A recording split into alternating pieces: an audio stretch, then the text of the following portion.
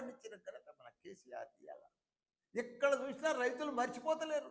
రైతుల గుండెలల్లా కేసీఆర్ కేసీఆర్ కేసీఆర్, యువకుల గుండెలల్లా కేటీఆర్ కేటీఆర్ కేటీఆర్. అంత పని చేసిండ్రు, అంత అభివృద్ధి చేసిండ్రు, అంత డెవలప్ చేసిండ్రు. ఇప్పుడు చూస్తే 22 నెలలు అయ్యింది, ఎక్కడ చూసినా ఘోరమే.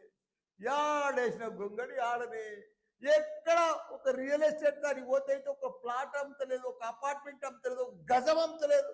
రైతులైతే బిడ్డ పెళ్లి చేస్తే కూడా అప్పుడు పోతలేదు. అంత ఘోరం అయిపోయింది. అసలు కరోనా కంటే కూడా అధ్వానమే.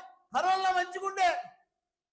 కరోనా 2 ఏళ్ళు వచ్చినా ప్లాట్లు అమ్మినాయి, బిజినెస్ అయింది, వ్యాపారాలు నడిచినాయి, అన్ని బంద్ ఉన్నా నడిచినాయి, పైసలు ఆడినాయి. ఇప్పుడు అసలు పైసలే ఆడతలేవు, పైసలే కనిపిస్తలేవు. ఓ మాయమైనట్టేనా, ఓ మంత్రం చేసినట్టేనా, ఇదంతా ఎందుకైంది వచ్చిందంతా అని అందరు ప్రజలందరూ కూడా డిస్కషన్ వచ్చారు. అంత పెద్ద అన్నపూర్ణ రాష్ట్రం, అంత పెద్ద పంట పండింది, అంత అభివృద్ధి, వ్యాపారాలు, real estate, India level builder అంతా వచ్చి హైదరాబాద్కి వచ్చినాయి. ఎత్తైన 58 అంతరాల బిల్డింగ్లు కట్టింది. అమ్ముడు పోయినాయి. ప్రపంచమంతా హైదరాబాద్ అంటే ఒక సింగపూర్, న్యూయార్క్ లెక్క చూసింది దాన్ని. అసలు దాన్ని అంతా బిత్తరపోయింది, బోసిపోయింది. ఇప్పుడు ఆ రింగ్ రోడ్ వెంబడి వస్తుంటే హైదరాబాద్ అంతా ఫైనాన్షియల్ సిటీ వస్తుంటే అంటే బాధ అవుతుంది. బిల్డర్స్ అంతా అవుట్ అయిపోయారు, కష్టాలలోకి వచ్చేసారు.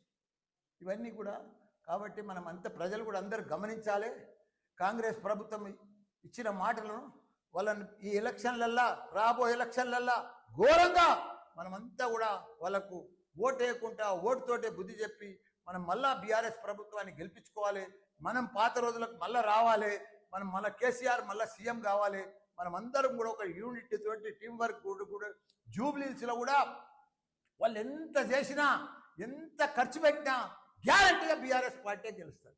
తప్పకుండా మేమంతా కూడా ప్రతి వాళ్ళ తిరిగి ప్రతి ఒక్కరికి కూడా ప్రజలకు అర్థమైపోయింది. వీళ్ళ మోసపూరిత పదార్థం, వీళ్ళ బాకీలని మొదలు ప్రజలకు గట్టి ఓటు అడగాలని చెప్పి ప్రజలు ఇంటింటికి పోతే వాళ్ళు ఇదే నిలదీయాలని కూడా చెప్తున్నా. అందరికి కూడా జై తెలంగాణ, జై కేసీఆర్.